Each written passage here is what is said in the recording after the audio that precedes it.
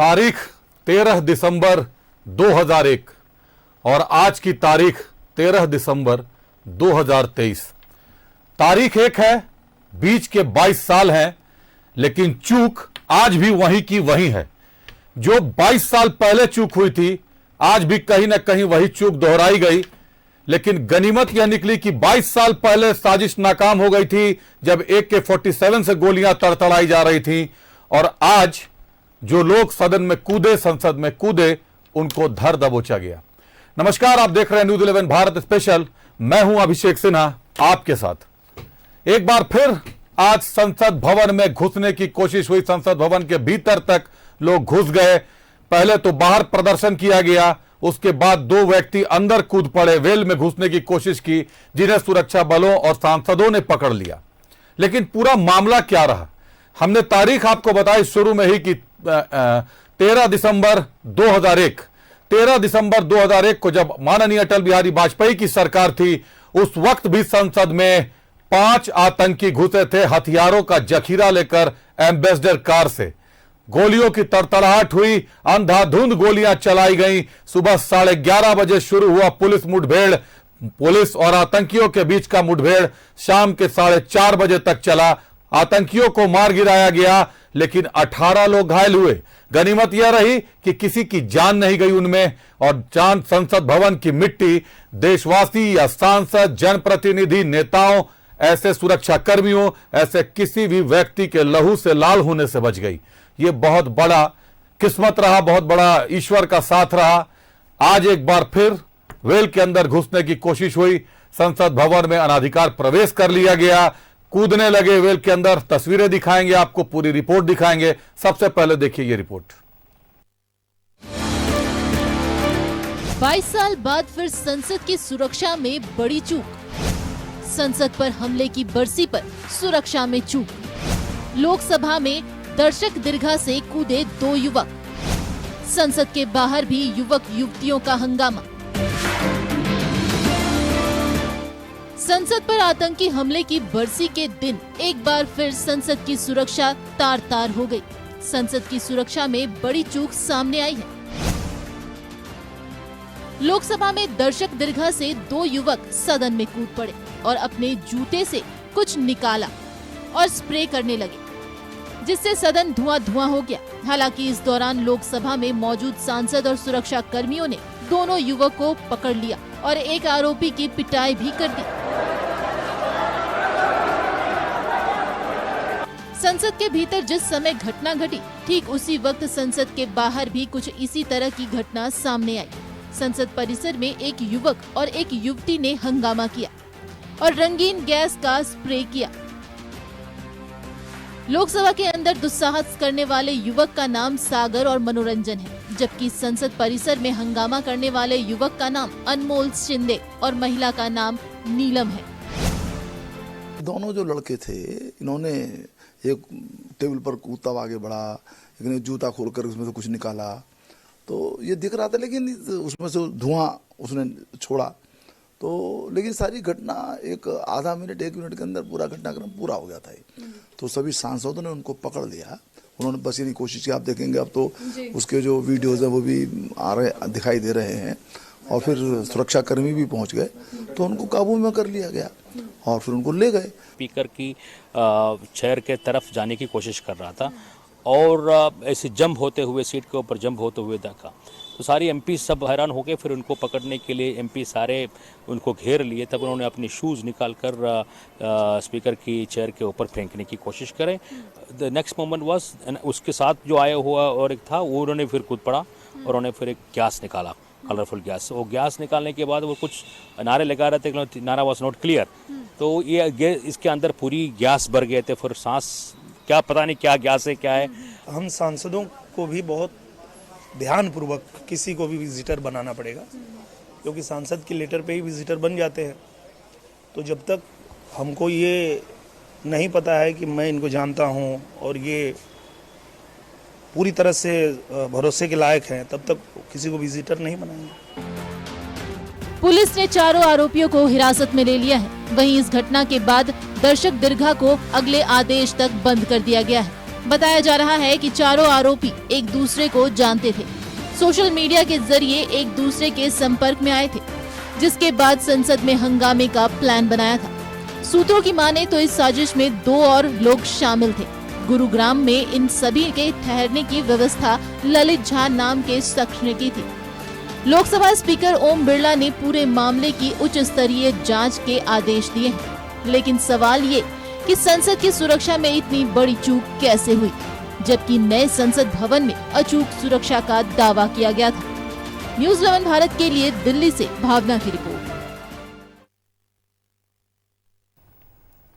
अभी आपने देखी वो रिपोर्ट, क्या हुआ आज, सांसद क्या कह रहे हैं। कहीं ना कहीं सांसदों की सुरक्षा में गहरी चूक हुई है, भारी चूक हुई है। सांसदों के लेटर हेड में ही लिखकर इनको अंदर की एंट्री मिल जाती है, सदन के भीतर पहुंच जाते हैं, और वहां पहुंचकर जब इन्होंने जंप लगाया, जब ये वेल में कूदने की कोशिश कर रहे थे, तो कुछ धुआं सा भी निकला था रंगीन, जैसा सांसद बता रहे हैं। हम सबसे पहला रुख करते हैं अपने सहयोगी भावना का, जो सीधे दिल्ली से हमारे साथ जुड़ रही हैं। भावना, क्या है पूरा मामला, कैसे सदन के भीतर तक पहुंच गए और वेल के भीतर कूदने की कोशिश की, स्पीकर पर जूता तक फेंकने का प्रयास किया गया? भावना।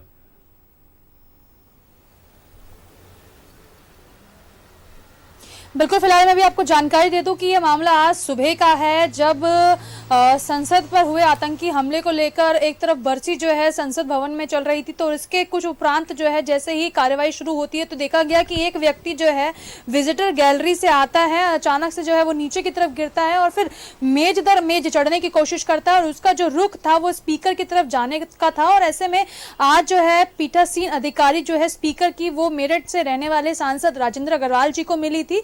ऐसे में देखा गया कि कैसे वो नीचे उतरता है, और इसी के साथ उसका एक जो साथी था युवक, वो भी इसी तरीके से नीचे उतरता है और उनके जूते की तरफ से जो है वह कुछ निकालते हैं, और उत्सर्जित वो गैस होती है जो कि वो हवा में लहराते हैं, और इसी दौरान जो सांसद है वो उन्हें पकड़ने की कोशिश करते हैं। कई सांसदों ने उसी समय जो है उन्हें पकड़ने की कोशिश भी की, और इसके बाद सुरक्षा कर्मियों ने उनको अपनी हिरासत में ले लिया। और वहीं दूसरी तरफ देखा गया कि किस तरीके से जो है पार्लियामेंट के बाहर भी 2 जो लोग थे उन्होंने भी इसी तरीके की प्रक्रिया को अंजाम दिया, जिसमें एक महिला और एक पुरुष थे। कुल मिला के बताया जा रहा है कि 6 लोग शामिल थे, जिसमें से 4 लोगों को गिरफ्त में ले लिया गया है और 2 लोगों की और पहचान भी की जा रही है। ऐसे में नीलम जो लड़की है वो उसका नाम बताया गया है युवती का, और इसके साथ जो सागर है जिसने इस पूरी घटनाक्रम को अंजाम दिया, जो कि जिसने जो है सेंधमारी की सुरक्षा के खेमे में, उसको लेकर बताया गया कि वो लखनऊ का रहने वाला है और लगभग 2 साल तक वो बेंगलुरु में रहा, और वो ई रिक्शा चलाता है, बैटरी रिक्शा चलाता है। इस तरीके की जो है जानकारी निकलकर सामने आई है। ऐसे में सुरक्षा एजेंसियां इस मामले को लेकर काफी सजग होती है, और बताया जा रहा है, अभी जो मेरे पास एक जानकारी है उस हिसाब से बताया गया है कि अभी भी इस मामले को लेकर लगातार पूछताछ हो रही है, और ये जानने की कोशिश की जा रही है कि आखिर क्या हुआ था, कैसे हुआ था, और इस घटना के पीछे की असली वजह कौन है, क्योंकि अभी कुछ भी कह पाना बहुत ज्यादा जल्दबाजी होगी। फिलहाल मेरे पास कुछ नाम आए हुए हैं, मैं चाहूंगी एक बार कि आप लोग जाने की पूरी खबर क्या है। स्पेशल सेल के डीसीपी है राजीव रंजन, बताया गया है कि वो फिर से पार्लियामेंट थाने में पहुंचे हैं, जहां पर इन आरोपियों को जो है फिलहाल के लिए रखा गया है। एक दूसरी अपडेट में भी आपके सामने दर्शकों को देना चाहूंगी यहाँ पर कि दिल्ली पुलिस ने विक्की शर्मा और उनकी पत्नी को हिरासत में ले लिया है, जिनके घर पे ये युवक और युवती ठहरे हुए थे, और लगभग ये 6 लोग हैं, जिसमें से 4 लोगों पर पूरी तरीके से जो शिकंजा है वो कसा जा चुका है, और जो 2 लोग हैं उनके बारे में भी जानकारी प्राप्त की जा रही है। और इसी के साथ एक जानकारी और जिस तरीके से अभी मैंने दर्शकों को भी दी कि बेंगलुरु में जो है लगभग 2 साल तक जो है ये सागर शर्मा नाम का लड़का जो है वो रह रहा था, लेकिन 2023 में वो लखनऊ वापस लौटा, और बताया गया कि वो ई रिक्शा चलाता है। और वहीं दूसरी तरफ ये भी बताया गया है कि 5 आरोपियों, जिस तरीके से मैंने भी आपको बताया कि 4 आरोपियों को गिरफ्त में ले लिया गया है, लेकिन 5वें आरोपी की भी पहचान कर ली गई है, यानी कि 5वें आरोपी की पहचान कर ली गई है। पुलिस जो है 6ठे आरोपी को तलाश रही है, क्योंकि जब पुलिस ने इनसे जानने की कोशिश की कि क्या आप लोग एक दूसरे को पहले से जानते हैं या फिर आप किसी संगठन से जुड़े हैं, तो इनका ये कहना था कि ये सोशल मीडिया के थ्रू एक दूसरे से जुड़े। यहाँ तक कि बाहर जो पार्लियामेंट के बाहर उत्सर्जित गैस उड़ाई गई, उसमें जो युवक और युवती शामिल थी उनके पास कोई फोन या फिर कोई भी आइडेंटिटी प्रूफ नहीं मिला। यही कारण था कि पुलिस उनको जब हिरासत में लेके गई तो इसके बाद उनसे लगातार पूछताछ की गई।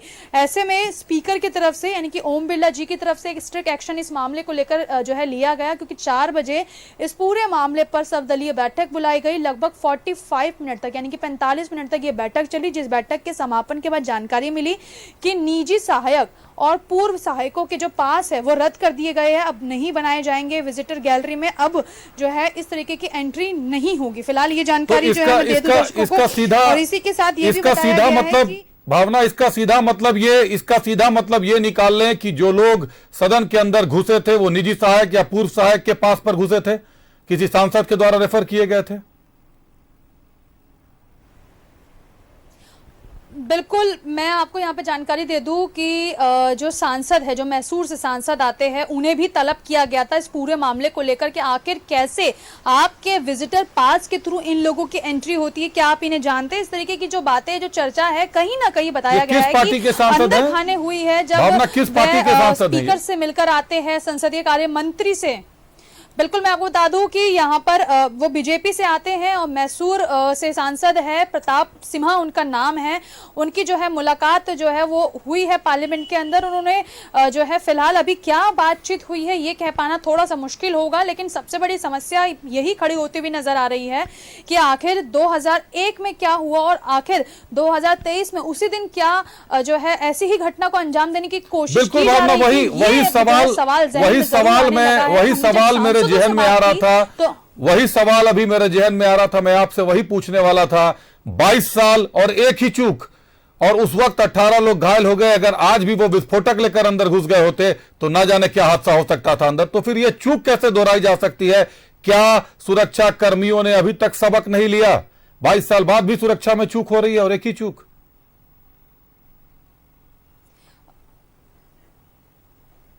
पार्लियामेंट की क्योंकि अगर हम बात करें तो कहा जाता है कि 3 लेयर की कड़ी सुरक्षा होती है। 3 लेयर की कड़ी सुरक्षा को पार करके ही आप अंदर एंट्री कर सकते हैं। ऐसे में अब सवाल ये उठता है कि आखिर 3 लेयर की सुरक्षा को पार करने के बाद अगर कोई व्यक्ति अंदर आ रहा है तो इसका सबसे बड़ा कारण सुरक्षा में चूक का ही हो सकता है। ऐसे में जब इन्हीं मुद्दों को लेकर हमने कई सांसदों से बात की तो उनका इस साफ तौर पर कहना था कि ये जो घटना है, फिलहाल इस घटना के कारण किसी को कोई नुकसान तो नहीं हुआ है, लेकिन सुरक्षा में चूक हुई है और इसका सबसे बड़ा यही कारण रहा कि सुरक्षा जो कर्मी है कहीं ना कहीं फेल रहे, वरना इस तरीके की जो चूक है वो नहीं होती। और कई जो सांसद ये विक्की शर्मा और उसकी पत्नी को हिरासत में लिया गया है। वहीं गुरुग्राम में ललित झा का नाम आ रहा है, जो 5वां आरोपी है। ललित झा के घर में भी ठहराने की बात आ रही है। ये विक्की शर्मा क्या करता है और ललित झा क्या करते, कुछ जानकारी आई है इनके बारे में? पुलिस ने कोई जानकारियां दी हैं?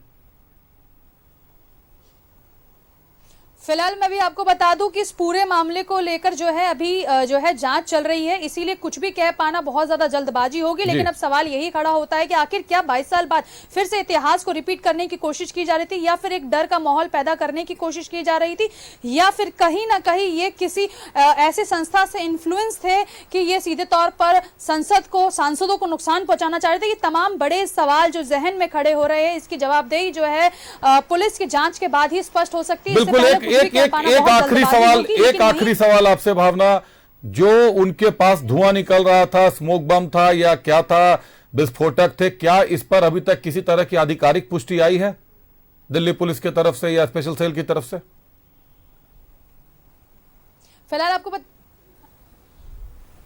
फिलहाल जो दिल्ली पुलिस है उनका अभी तक जो साझा बयान सामने आया, जो सुन पाए और जो बता पाए वो यही रहा कि अभी इस मामले को लेकर जांच चल रही है, इसीलिए कुछ भी कह पाना जल्दबाजी होगी। लेकिन उनका ये भी कहना था कि ये सुरक्षा में सिर्फ चूक का मामला है, ये कोई घटना को अंजाम देने की कोशिश नहीं थी। तो ऐसे में इंतजार करना पड़ेगा कि दिल्ली पुलिस पूछताछ के बाद क्या स्पष्टीकरण सामने रखती है इस पूरे मामले को लेकर, क्योंकि इस मामले में गृह सचिव से लेकर कमिश्नर सभी लोग जो है इस मामले की पूरी जांच में जुटे हुए हैं। और निश्चित तौर पर भावना मामला सदन के भीतर तक घुसने का है, और यह भी सच है कि सुरक्षा में चूक हुई है। लेकिन पिछली बार आतंकी गेट के पास ही मार गिरा गए थे। गेट नंबर 12 से एंटर किया था आतंकियों की गाड़ी ने और फायरिंग शुरू हो गई थी।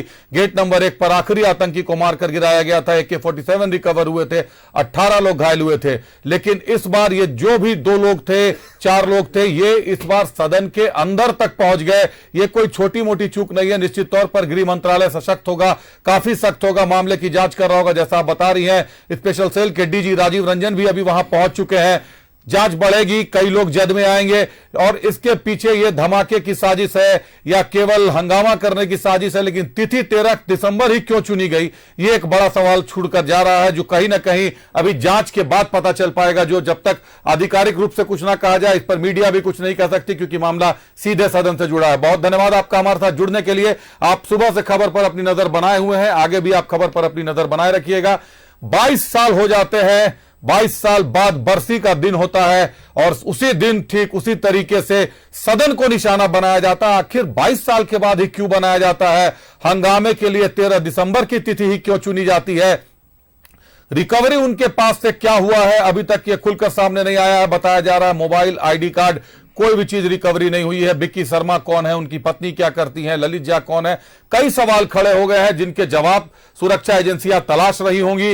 निश्चित तौर पर सुरक्षा एजेंसियों की गहरी नजर होगी, क्योंकि मामला सीधे सीधे केंद्रीय गृह मंत्रालय से जुड़ा है।